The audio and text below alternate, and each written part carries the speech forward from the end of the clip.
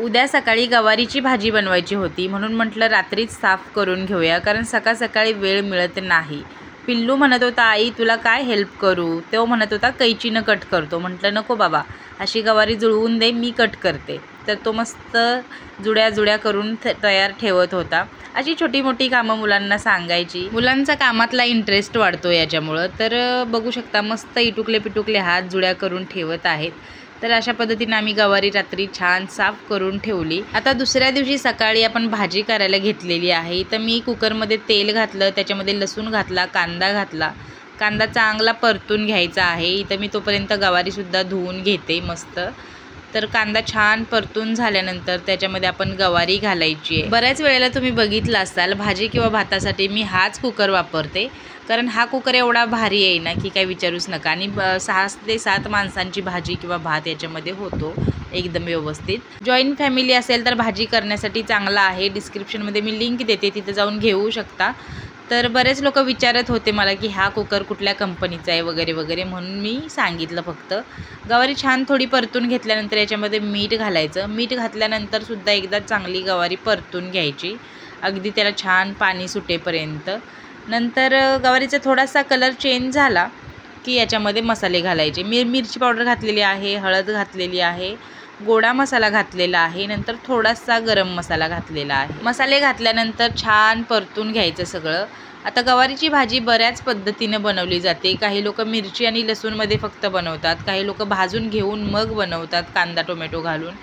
तर अशी सुद्धा भाजी छान लागते, नक्की एकदा करून बघा।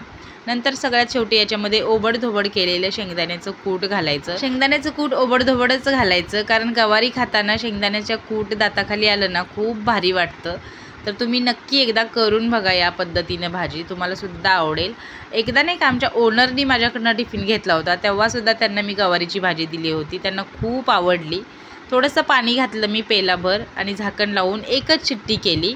एका शिट्टीमध्ये एकदम व्यवस्थित गवारी शिजते आणि दुसरी शिट्टी आपल्याला प्रेशरवरती ठेवायची आहे। प्रेशर पूर्णपणे गेल्यानंतर कुकरचं झाकण काढायचं आणि बघायचं गवारीमध्ये थोडंसं पाणी जर वाटत असेल शिल्लक आहे तर थोडासा जाळ लावला आणि तशीच ठेवली गवारी बिना झाकणाची, तर ते पाणी राहिलेलं आटून जातं। आणि बघू शकता मस्त अशी गवारीची भाजी तयार आहे। वरून थोडीशी कोथिंबीर घातली। आणि हो, आमच्याकडं गवारीच म्हणतात बरं का, गवार नाही म्हणत, गवारी। नाहीतर गवार आणि गवारी त्याच्यावरून वाद व्हायचा कमेंट बॉक्समध्ये नाही का। तर पिल्लूचा टिफिन भरून दिला, त्याला गवारीची भाजी खूप आवडली। आल्या आल्या सांगत होता आई मी भाजी चपाती फिनिश केली म्हणून। तर इथं आपली भाजी तयार आहे, मस्त पांढरा शुभ्र कोलम राईसचा भात तयार आहे आणि आपल्या तुरडाळीचं आणि मूगडाळीचं वरणसुद्धा तयार आहे। जसे जसे टिफिन येतात टायमिंगवरती त्याच्या आधी 15 मिनटं मी चपात्या करत असते। तर इथे चपात्यासुद्धा छान अशा तयार आहेत। पहिल्यांदा नागपूरकरांचा टिफिन भरून दिला, नंतर अजून एक टिफिन असतो फुल टिफिन, तो सुद्धा मी भरून दिला। जसजसे टिफिन येतील तसतसे भरून दिले। परवा जो आपण 820चा ऑल सरफेस क्लीनरचा व्हिडिओ बनवला होता, त्याचे लिंक आपण शॉर्टमध्ये शेअर नाही करू शकत। तिथं मी असे कमेंटसुद्धा केली होती की शॉर्टमध्ये आपण लिंक शेअर करू शकत नाही, तर कम्युनिटी पोस्ट चेक करा। बऱ्याच लोकांना कम्युनिटी पोस्ट कशी चेक करायची हेच माहीत नाही, म्हणून इथं या व्हिडिओच्या डिस्क्रिप्शनमध्ये मी ती लिंक देते। या कुकरचीसुद्धा लिंक देते, कोणाला पाहिजे असेल तर घेऊ शकता। मी कोणाला फोर्स करत नाही, बरेच लोक विचारत होते म्हणून देते फक्त।